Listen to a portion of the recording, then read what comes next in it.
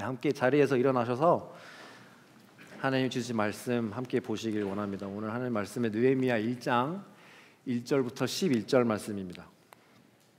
느헤미야 1장 1절부터 11절 말씀 다 함께 통성으로 읽도록 하겠습니다. 느헤미야 1장 1절부터 11절 말씀입니다. 하가랴의 아들 느헤미야의 말입니다. 아닥삭스 왕 20년 기스를 월 내가 수산성에 있을 때에 내 형제 가운데 하나니가 몇몇 사람들과 함께 유다에서 왔습니다. 그래서 나는 포로로 잡혀오지 않고 그곳에 남아있는 유다 사람들의 안부와 예루살렘의 형편을 물었습니다.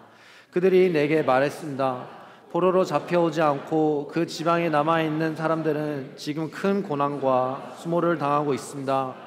예루살렘 성벽은 무너졌고 그 성문은 다 불에 탔습니다. 나는 이 말을 듣고 그만 주저앉아 울고 말았습니다. 나는 몇 날 며칠 동안 슬픔에 잠긴 채 금식하면서 하늘의 하나님 앞에 기도하며 말했습니다. 하나님의 하나님 여호와, 크고 두려운 하나님이여, 하나님을 사랑하고 그 개념을 지키는 사람들과 매운 사랑의 언약을 지키시는 하나님이여, 주의 종들인 이스라엘 백성들을 위해 주의 종이 밤낮으로 주 앞에서 기도하니 주께서는 귀를 기울이고 눈을 떠서 이 기도를 들으소서. 저와 제 조상의 집을 비롯해 우리 이스라엘 족속이 주님을 거역했던 죄를 고백합니다. 우리가 주께 매우 악하게 굴었습니다. 주께서 주의 종 모세에게 주신 계명과 유례와 규례를 우리가 지키지 않았습니다. 주께서 주의 종 모세에게 하신 말씀을 기억하소서. 너희가 만약 죄를 지으면 내가 너희를 여러 민족들 가운데로 흩어버릴 것이고, 만약 너희가 내게 돌아와 내 개념을 지키면 너희 포로된 사람들이 하늘 끝에 있더라도 내가 그들을 거기서부터 불러 모아 내 이름을 위해 선택해 놓은 곳으로 데려올 것이다 라고 하시지 않았습니까? 그들은 주께서 주의 큰 능력과 주의 강한 손으로 구속하신 주의 종이요 주의 백성들입니다. 주여, 이 종의 기도와 주의 이름을 경외하기를 기뻐하는 주의 종들의 기도에 귀를 기울여소서. 오늘 주의 종이 이 사람 앞에서 은총을 입게 되게 하소서. 그때 나는 왕에게 수를 따라 올리는 사람이었습니다. 아멘. 이 시간 주님 앞에 기도로 나아가도록 하겠습니다. 주님의 거룩한 말씀 앞에 두렵고 떨림으로 서기만 합니다. 이 말씀을 통해 하나님의 말씀이 선포되기를 기대하며 기도합니다. 성령 하나님 말씀으로 인해 하나님을 보게 하시고 하나님이 누구신지를 배우며 기억하며 나아갈 수 있도록 함께해 주시옵소서. 이 모든 말씀 주 예수 그리스도의 이름으로 기도드렸습니다. 아멘. 자리에 앉으셔도 됩니다. 오늘은 보통 이제 스토리를 시작하면 인트로덕션과 중간과 맨 끝에 이제 결말 이렇게 스포라고 하죠. 이렇게 원래 이렇게 하지만 오늘은 결말 스포부터 시작하려고 합니다. 우리는 느헤미야라는 사람이 예루살렘으로 사람들을 이끌어가서 예루살렘 성벽을 재건하는 것을 저희는 볼 것입니다. 이 과정이 정말 쉽지 않았습니다. 성전 재건 때와 마찬가지로 수많은 반대 세력들과 적들이 가로막고 거짓 루머들이 이렇게 퍼뜨려서 그들을 멈추려 하는 그런 정치적 압력이 있었지만, 이런 어려움이 있어도 불구하고 성벽은 놀랍게도 52일 만에 완성됩니다. 그리고 적들은 한마디도 하지 못했습니다. 정말 완전한 승리로 끝나는 이 이미지로 이 스토리는 끝납니다. 하지만 어떻게 이 완전한 승리가 시작되었는지가 오늘 우리가 볼 이야기의 내용입니다. 이 하나님의 위대한 역사는 바로 한 사람의 마음에서 시작되었습니다. 우리가 역사상 기억될 만한 그런 건축물이나 업적들을 이렇게 생각했을 때 우리는 자주 이런 질문을 하는 것 같습니다. 어떤 부자가 과연 이런 서포트를 해주는지, 혹은 얼마나 많은 사람들이 이 일에 동원이 되었는지, 어떤 천재가 이 일을 계획했는지. 그러나 오늘 우리가 본문에서 발견하는 것은 역사상 가장 중요한 도시 예루살렘, 그것도 그 성벽을 재건하는 이 일은 억만장자의 어떤 손으로부터 오는 것도 아니고 어떠한 카리스마 있는 장군의 힘이나 천재의 머릿속에서 시작된 것이 아니라는 것입니다. 바로 누군가의 진정 어린 마음이었습니다. 진심으로 사랑하고 안타까워했던 그 마음에서부터 시작되었습니다. 2절부터 보겠습니다. 1절부터 3절 보시면 하가라의 아들 느헤미야의 말입니다. 아닥사스 왕 20년 기슬러월 내가 수산성에 있을 때 내 형제 가운데 하나니가 몇몇 사람들과 함께 유다에서 왔습니다. 그래서 나는 포로로 잡혀오지 않고 그곳에 남아있는 유다 사람들의 안부와 예루살렘의 형편을 물었습니다. 그들이 내게 말했습니다. 포로로 잡혀오지 않고 그 지방에 남아있는 사람들은 지금 큰 고난과 수모를 당하고 있습니다. 예루살렘 성령은 무너졌고 그 성문들은 다 불에 탔습니다. 지금 무슨 일이 일어나고 있는지 짧게 당시 유다 백성들의 그 상황을 살펴보자면 하나님을 계속해서 저버린 이스라엘 백성들을 결국 하나님께서는 벌하셨고 70년 동안 바벨론의 포로가 되었습니다. 70년이라는 이 짧은 기간 동안에서도 정말 영원할 것 같은 그러한 강대국들이 일어났다 무너졌다 이것을 반복했습니다. 그래서 바벨론이 페르시아에게 넘어가자 유다는 페르시아의 포로가 되었습니다. 그래서 페르시아 고레스 왕 때 하나님께서는 약속하신 이 70년의 시간이 흐르자 다시 백성들이 예루살렘으로 돌아가도록 허락하셨고 고레스 왕을 들어 사용하셔서 다시 그들을 돌아오게끔 돌아올 길을 여셨습니다. 그래서 첫 포로 기환자들은 여룹바벨과 여호수아의 인도를 받아 예루살렘으로 돌아왔는데 많은 시련과 그런 환난을 겪으며 이 성전을 재건했습니다. 오늘 우리의 본문은 그 첫 포로 기관이 이후의 사건입니다. 성전을 다시 세울 때 주변에 있는 사람들, 그 민족들은 많은 반대가 있었습니다. 그들은 성전이 건축된 이후에도 계속해서 유다 백성들 주변에 살았고 괴롭혔습니다. 그래서 오늘 본문 3절에 보듯이 누군가 그들의 적개심을 이렇게 건드리면 그들은 성벽도 이렇게 무너뜨리고 성문도 불에 태우며 백성들을 괴롭혔습니다. 그리고 이 소식을 누가 듣게 되냐면 오늘 본문 느헤미야입니다. 느헤미야는 페르시아 왕의 신하였습니다. 페르시아는 당시 최대 강대국이었고 페르시아 왕은 당시 세계에서 가장 큰 권력과 힘을 가진 자로 이스라엘 백성들의 통치도 이 사람의 손 안에 있었습니다. 이스라엘 백성들은 예루살렘으로 돌아가도 된다는 그런 왕의 허가는 받았지만 여전히 이 강대국, 이 최대국 페르시아 왕의 통치 아래 있었습니다. 그리고 느헤미야는 이런 페르시아 왕의 술 맡은 권원장이었습니다. 이렇게 술을 따라주는 사람으로 해서 이렇게 배트맨이 나오는 알프레드와 같은 그런 하인과 같은 그런 의미하는 것이 아니라 우리가 생각하는 것으로 정말 그 이상 정말 큰 명예와 책임이 있는 위치였습니다. 매 식사 때마다 왕의 그 와인에 독이 들어있는지 아닌지 직접 맛보았는데 이것은 왕이 목숨을 걸고 맡길 수 있는 아주 신뢰하는 사람을 의미했을 뿐만 아니라 사실 이 당시는 페르시아 법에 따르면 잘생기고 교양 있고 법에 능하고 왕과 대화를 잘 할 줄 알아야 하고 필요하면 왕에게 조언을 하는 아주 중요한 그런 역할이었습니다. 하지만 그럼에도 느헤미야가 이 막대한 권력의 자리가 아닌 다른 곳에 있기를 원한다는 것을 너무 분명해 보입니다.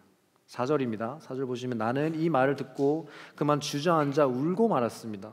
나는 몇 날 며칠 동안 슬픔에 잠긴 채 금식하면서 하늘의 하나님 앞에 기도하며 유다에서 방금 온 하나님으로부터 유다 백성들이 곤란하고 도시가 어려움에 처했으며 성벽이 파괴되었다는 소식을 듣고 술 맡은 권원장 느헤미야가 나오는 반응입니다. 이렇게 반응했습니다. 울었고 애도했고 며칠간 금식했으며 기도했습니다. 그가 자기 백성을 진심으로 사랑했고 오히려 자기 백성들과 함께 있기를 원했다는 것이 너무 분명해 보입니다. 이 무렵이 유다 백성들이 고국으로 돌아가는 것이 허락된 지 한 94년 정도 되었습니다. 94년이면 거의 한 세기가 지났습니다. 그리고 느헤미야는 세상에서 가장 강력한 제국의 궁전에서 왕의 어떻게 보면 인플루언서로 왕 옆에 있었습니다. 느헤미야는 진작 이전에 자기가 사랑하는 이 백성들을 따라 갔을 수 있을 것입니다. 그러나 그렇게 하지 않았습니다. 기도의 사람 느헤미야는 하나님께서 자신을 이곳에 두신 데에는 이유가 있다는 것을 이해하고 하나님의 때를 위에 남기를 선택했습니다. 그리고 하나님은 아주 전략적으로 그분이 원하시는 곳에 느헤미야를 배치하셨습니다. 마치 체스를 할 때 그런 체스 플레이들을 깊이 생각해서 말을 두듯이 하나님은 그가 다른 곳에 있었다면 달성할 수 없었을 일을 준비하셨습니다. 하나님께서 느헤미야 이전에 자기 백성들을 위해 에스더를 수성성에 두었던 것처럼 요셉을 애굽에, 다니엘을 바벨론에 두셨던 것처럼 특별한 목적을 위해 느헤미야도 이 동일하게 수산성에 두셨던 것입니다. 사랑하는 성도 여러분, 이것을 기억하시길 바랍니다. 하나님이 일을 하려고 하실 때에 그분은 언제나 사람을 택하시고 그 사람을 적절한 곳에 적절한 때에 두십니다. 그분의 계획하시면 실수가 없으시며 완벽한 타이밍에 이루십니다. 가끔 우리가 지금 있는 곳이나 직업이나 삶의 그런 스텝에서 지금 여기가 이대로 너무 좋다, 여기가 좋사오니 여기 평생 있고 싶다, 이렇게 느낄 때가 있을 수 있습니다. 또는 우리가 여기에 있는 게 정말 실수한 것 같다. 이 학교 아닌데, 이 직장 아닌데, 이 회사 아닌데, 이 모임 싫은데 싶을 때가 있을 것입니다. 또 상황을 뒤집어 보려 난 여기랑 안 맞아, 난 여기가 낄 자리가 아니야, 나는 다른 데를 찾아가야 될 것 같아, 하나님이 다른 곳에서 나를 더 잘 사용하시지 않을까 하는 생각이 들 때도 있습니다. 그러나 우리가 기억해야 될 것은 하나님은 모든 것을 주관하십니다. 모든 것을 주관하신다고 했을 때는 우리가 그 있는 곳에서, 우리가 지금 있는 곳, 지금 이 순간 우리의 삶들 실수 없이 주관하고 계신다는 것입니다. 그 실수가 없으신 하나님은 여러분이 있는 그곳에서 여러분을 전략적으로 배치시키셨습니다. 마치 감독이 어떤 수비수와 공격수를 배치하듯 하나님은 정말 세밀한 계획을 가지고 그곳에 당신을 부르셨습니다. 그분은 그분의 목적을 위해 여러분의 적합한 그때와 적합한 곳을 준비하고 계신다는 것입니다. 우리가 해야 할 일은 그 하나님 앞에 그 하나님의 경영을 신뢰하는 것입니다. 온 세상을 경영하시고 우리 삶도 경영하시는 그 하나님을 신뢰함으로 잠시 내 고집과 내 플랜을 꺾고 그 하나님께 하나님 이거 맞나요? 하나님 저게 맞나요? 하고 엽죽고 하는 것입니다. 그리고 그 하나님의 경영 속으로 들어가는 것입니다. 우리의 문제와 삶을 내어 맡기는 것입니다. 그리고 우리를 가장 적당한 때에 적절한 방법으로 사용하고 일하시는 하나님을 신뢰하는 것입니다. 그 하나님의 경영 속으로 들어가는 것입니다. 날 사랑하시는 하나님, 그 하나님의 경영에 우리의 삶을 맡기는 것입니다.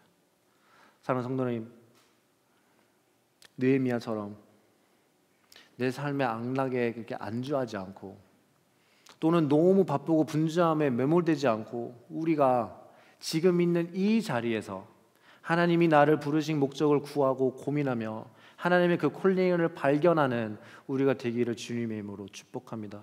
그래서 하나님께서 그분의 목적을, 하나님의 그 목적을 위해 우리를 부르실 때 우리가 이 기회를 놓지 않고 주저하지 않고 오히려 이것이 하나님이 날 이곳에 두신 이유야, 이것이 하나님의 나를 위해 내가 원하시는 그 일이야 라고 고백하며 느헤미야처럼 하나님의 뜻을 이 땅에서 이루어드리는 우리 모두가 되기를 주님의 이름으로 축복합니다.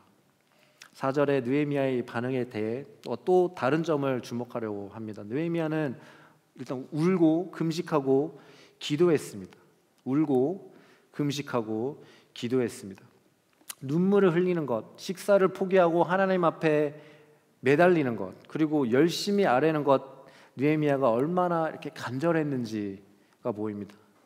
그런데 이러한 감정적인 리액션을 느헤미야의 성격과 느헤미야의 그 연관을 짓는 이렇게 학자들이 있습니다. 예를 들어서 느헤미야가 MBTI가 좀 내성적이고 INFP이고 감정적인 사람이고 다른 사람들과 조금 비교를 하면 경영한 사람보다 조금 다르다. 다른 사람보다 좀 예민한 사람이다. 이런 얘기를 합니다.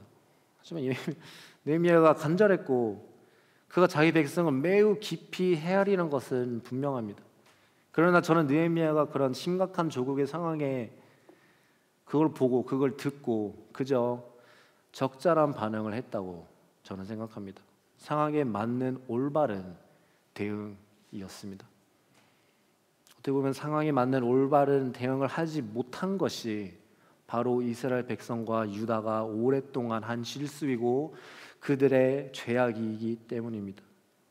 그들은 하나님을 섬긴다, 하나님을 사랑한다 하면서 오랫동안 마음속 깊숙이 그들의 우상을 섬겨왔습니다. 옆에 있는 나라가 잘되고 강대국이 되면 그들의 신이 누구인지를 누구보다 더 궁금해했었고 원했고 금방 마음을 뺏겨버렸습니다. 그들은 내 앞에 다른 신을 두지 말라 하신 그 하나님의 말씀을 거역했고 하나님을 배신했고 하나님의 그 관계를 완전히 깨뜨렸습니다. 하나님이 선지자들을 계속해서 보내고 경고하시고 돌아오라 하셨지만 그들은 여전히 전혀 신경 쓰지 않았습니다. 그들은 심각한 상황에 적절한 반응을 보이지 않았습니다.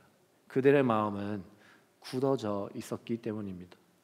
자, 이 굳은 마음이란 이렇게 운동을 한 후에 소리나 그 발에 생기는 그런 굳은 살처럼 마음이 딱딱해지고 다쳤다라고 할 수 있습니다. 그들이 이 심각한 상황에 대해 적절한 대응을 보이지 않았습니다. 왜냐하면 그들의 마음은 이미 굳어져 버렸기 때문입니다. 사랑하는 성도 여러분들, 저는 이 점에서 간단히 말씀드리고 싶은 것이 하나가 있습니다. 죄는 우리가 생각하는 것보다 우리가 상상하는 것보다 훨씬 더 심각합니다.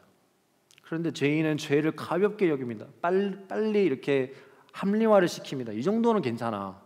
이건 죄도 아니야. 별거 아니잖아. 다른 사람들도 다 이렇게 하는 건데 더 악한 사람들도 더 많아. 그나마 나니까 나 정도니까 이러는 거야. 이것은 굳은 마음 때문입니다. 우리가 처음으로 죄를 깨닫고 그게 얼마나 마음을 힘들게 했는지, 어떤 기분이 들게 했는지, 그것이 얼마나 잘못된 것인지 저희는 잘 기억합니다. 그러나 그 똑같은 죄를, 그 동일한 죄를 100번, 300번, 500번 찔렀다면 같은 기분은 느끼지 않을 것입니다. 그러나 이러한 굳은 살이 떨어지는 경우도 있습니다. 그런 경우들은 어렸을 때 제 여동생과 사실 사이가 굉장히 안 좋았어요. 매일 싸웠는데요. 동생들의 특징이 다들 있습니다. 바로 이제 뭐 형, 또 누나들의 그 지위에 도전하는 기회가 있다면 될 때마다 크고 작은 그 쿠데타를 이제 일으키는 것입니다. 제 여동생은 이제 4남매 중에 제일 막내라 큰 사랑을 받아와서 이제 컸는데, 그러다 보니 어릴 때부터 그냥 자기 마음대로 할 수 있다고 생각하고 기회가 있을 때마다 저랑 이제 싸우려 했었습니다. 제가 기억하는 날도 저는 동생한테 엄청 짜증이 났고 우리는 이렇게 싸우게 됐는데, 마침 저희가 엄마 차를 타고 어디를 이렇게 가고 있는 중이었는데 차 안에서 우리가 이렇게 싸우고 있었어요. 뭐 때문에 싸운 것도 기억은 잘 안 나지만 그날은 운전하다 엄마가 전혀 그러실 분은 아닌데 브레이크를 꾹 밟으면서 뒤로 보면서 저희를 보고 저를 보고 나가라고 말했어요. 나가. 하고 저희는 동생이랑 같이 차에서 실제로 내렸습니다. 그리고 나서 엄마는 차를 타고 떠났습니다. 그렇게 우리는 그 길가에 진짜 남겨졌고 우리가 어디에 있는지 어떻게 될지 아무도 그냥 모르고 있는 그런 정말 황당한 상황이었습니다. 우리가 싸우는 중이었다는 것도 더 이상 전혀 기억도 하지 않고 사실 중요하지 않았습니다. 집까지 걸어가야 할까? 우리가 지금 어디에 있지? 그런 생각뿐이었는데 한 5분쯤 지났을까요? 엄마가 다시 돌아오셨습니다. 그리고 저와 제 동생은 한마디도 하지 않았습니다. 조용히 그 차에 그냥 숨죽일 뿐이었습니다. 하고 그때부터 사실 저희는 싸움을 하기 전에 조금 생각하게 되고 어떻게 보면 오래 생각하게 되고 인내하기 시작했습니다. 적어도 이제 엄마랑 같이 차를 타면 그렇게 조금 오래 생각하고 인내했던 것 같습니다. 하지만 중요한 것은 엄마가 우리를 떠난 그 5분 동안 우리는 정말 끔찍한 기분이었습니다. 우리는 싸운 것에 대한 미안하고 그 죄책감을 정말 많이 느끼게 됐었습니다. 우리가 마음의 굳은 살을 제거하고 우리가 할 일이 얼마나 나쁜 것인지 깨닫게 한 것은 이 죄의 징벌, 죄의 결과물이었습니다.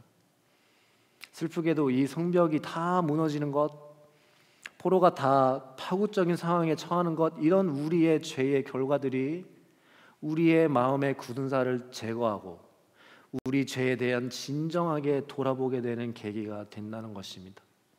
이렇게 하나님은 이렇게 가드너처럼 죽어가고 있는 나무를 살리기 위해 가지치기를 하듯 우리를 살리기 위해 벌하실 때가 있습니다. 우리 삶에 하나님의 가지치기가 있을 때 그게 때로는 고통스럽고 아픈 경험일지라도 우리가 살기 위해 우리의 영혼이 살기 위해 절실히 필요한 과정이라는 것은 저희는 알아야 합니다. 우리가 주님께서 우리의 마음의 굳은 살을 제거하시는 방법에 깨어 있기를 원합니다. 예레미야 29장 11절에 보시면 하나님의 백성들을 벌하셔서 바벨론 포로가 되어 하신 후에 그들에게 하신 말씀입니다. 보시면 여호와의 말이다. 내가 너희를 위해 갖고 있는 계획들을 내가 알고 있으니 그것은 평안을 위한 계획이지 재앙을 위한 것이 아니며 너희에게 미래와 소망을 주기 위한 것이다. 우리 삶에 벌도 있을 수도 있고 연단도 있을 수도 있지만 절대 하나님의 미워하심이 아닙니다. 하나님은 사랑이시라. 하나님은 사랑 안에서 심판하시고 사랑 안에서 훈육하시고 사랑 안에서 연단시키시고 악을 허용하시는 것입니다. 사랑 안에서, 미워함이 아니라 사랑하시기에 우리 안에 있는 그 모든 굳은 살들을 제거하시며 이 아픈 수술을 통해 더욱 정금과 같이 나오도록 우리가 올바로 갈 수 있도록 하시는 것입니다. 느헤미야의 오늘 이 기도는 유다 백성들의 이 굳은 마음과는 정반대의 모습을 보여주고 있습니다. 그는 심각한 상황에 적절히 대응했습니다.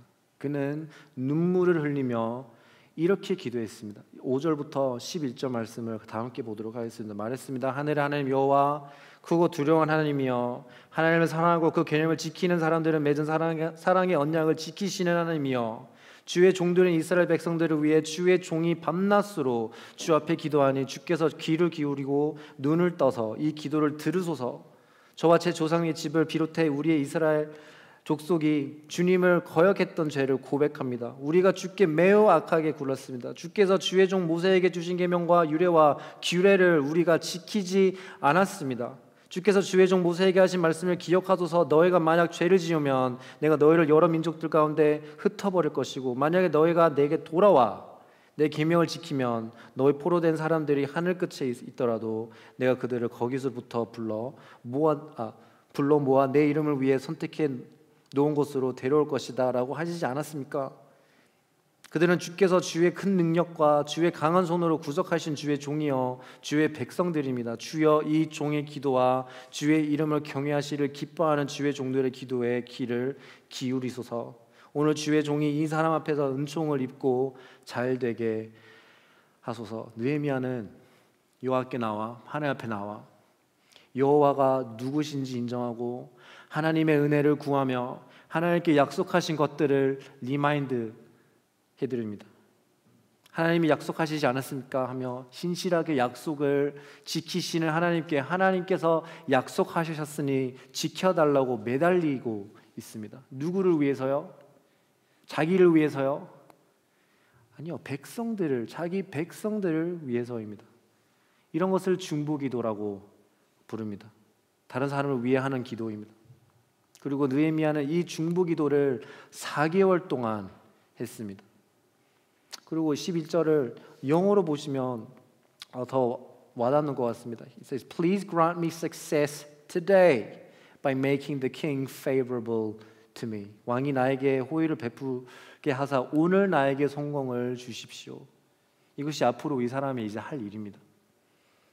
그리고 다음 장에 보시면 이 느헤미야는 꾸준히 열심히 4개월 동안 기도했습니다.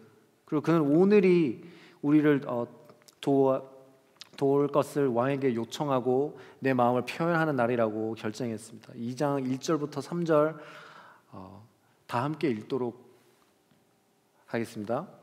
아닥사스 왕 20년 니산월에 나는 왕에게 술을 따르는 일을 맡았기에 술을 가져다 왕에게 따라 드렸습니다. 평소와는 다르게 내가 왕 앞에서 슬픈 기색 있는 것을 보고 왕이 내게 물었습니다. 내가 아프지도 않은데 내 안색이 왜 그리 슬퍼 보이느냐? 마음에 근심이 있는 게 분명하다. 나는 무척 두려웠지만 왕에게 말했습니다.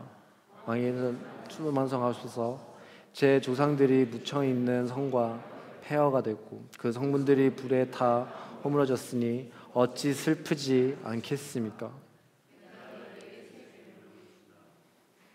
네. 왕은 자신이 부하 굉장히 좀 unprofessional하게 행동하면 언제든지 그냥 자를 수 있는 권한이 있는 것은 당연합니다. 왕 앞에 그 어느 누구도 개인의 문제를 이러한 자리에서 왕 앞에 있는 그 자리에서는 가져서는 안 됐었습니다. 하지만 느헤미야는 자기 백성들을 위해 눈물을 흘렸습니다. 그들을 위해 기도했습니다. 그들을 위해 금식했습니다. 그리고 그 백성들을 위해 행동했습니다. 느헤미야는 도대체 왜 자신이 직업을 잃을 수도 있고 자신이 모든 그 가진 것을 다 잃을 수도 있는데 모든 위험을 감수하며 도대체 왜 이렇게 했을까요? 느헤미야의 눈물, 기도, 행동은 일단 그저 의무감, 책임감, 애국심 때문이었을까요? 하지만 저는 이 단어들로부터 느헤미야의 행동을 설명하기에 부족하다고 생각합니다. 존 파이퍼 목사님 하신 말씀하신 내용인데 한번 같이 이렇게 생각해 보시기 바랍니다. 만약에 아내를 위해 꽃다발을 이렇게 들고 우리가 갔는데 아내가 어머 너무 예쁘다 이렇게 이럴 필요 없는데 왜 그랬어 이렇게 묻는다면 어떻게 대답해야 할까요? 이게 나의 의무야. 이게 남편으로서 나의 책임감이야 라고 만약에 말을 한다면 틀린 답이라는 것입니다. 길가에 걸어가고 있다가 장을 보다가 꽃을 봤는데 장신이 생각났어. 그리고 가지고 오면 여보가 얼굴에서 그 짓는 그 미소가 하루 종일 기분이 좋을 것 같아서 가져왔어. 나는 너를 사랑하니까. 이렇게 대답해야 정답인 것이죠. 네, 그렇습니다. 느헤미야는 단순히 의무감이나 책임감으로 울고 기도하고 행동했던 것이 아닙니다. 그는 그 백성들을 사랑하기 때문에 정말 사랑하기 때문에 He genuinely cared and loved His people. 그렇기 때문에 이 모든 것들을 했던 것입니다. 바로 이 모습이 크리스찬의 모습이고 성도의 모습이며 믿는 자의 모습입니다. 크리스찬은 사랑하는 사람이고 사랑하기에 돌보는 사람입니다. 모두가 문가심할 때 선한 사마리아의 그런 그 모습처럼 그 이야기처럼 표정으로만 안타까운 척하며 정중하게 입으로만 너무 안타깝다 누군가 와서 도와주기를 살기 바란다 할 때 그리스도인은 그것을 보고 우는 자, 하나님이 움직이시를 간절히 기도하는 자, 사랑하기 때문에 자신이 할 수 있는 그것을 행동하는 자입니다. 우리 이웃을 향한 가장 나쁜 죄는 사실 미워하는 것이 아닙니다. 무관심한 것입니다. 그리스도인은 사랑하는 사람입니다. 사랑하는 자로서 부름받은 자들입니다. 교회로서, 믿는 자로서, 제자로서 우리의 힘은 교회의 어떤 크기나 어떤 숫자나 혹은 우월감이 있는 것이 아니라 가장 작은 이들, 아파하고 힘겨워하는 이들 위해 울고 기도하고 행동하는 희생적인 사랑에 있다는 것입니다. 어떤 문화나 어떠한 세대나 나이를 초월하여 서로 돌보는 것입니다. 이것이 우리에게 주어진 일입니다. 이것이 크리스찬의 모습입니다. 그리고 우리에게 이렇게 가능한 이유는 이 일이 우리에게 가능한 이유는 우리가 다른 이들보다 나아서 혹은 뭐 성숙해서 사랑이 많아서가 아니라 우리가 먼저 그러한 사랑을 예수님께 받았기 때문입니다. 먼저 예수님께서 아무도 주목하지도 않고 우리 안에 어떠한 흠모할 만한 것도 없던 우리를 먼저 봐주시고 먼저 사랑하셨기 때문에 우리가 목숨까지 내어주어 살리신 예수 그리스도의 그 큰 사랑을 받아왔기 때문에 줄 수 있는 것입니다. 예수님께서 십자가를 지셨을 때 우리의 죄를 지고 형벌을 받으셨을 때에 자신의 그 의로움을 우리에게 선물로 주시고 우리와 같은 그런 죄인들을 위한 길과 진리가 되어셨을 때 그분은 이 일을 해야만 한다는 어떤 의무감이나 책임감이 아니라 사랑 때문에 이 모든 것을 감당하셨습니다. 저와 여러분을 누구보다 깊이 사랑하기 때문이었습니다.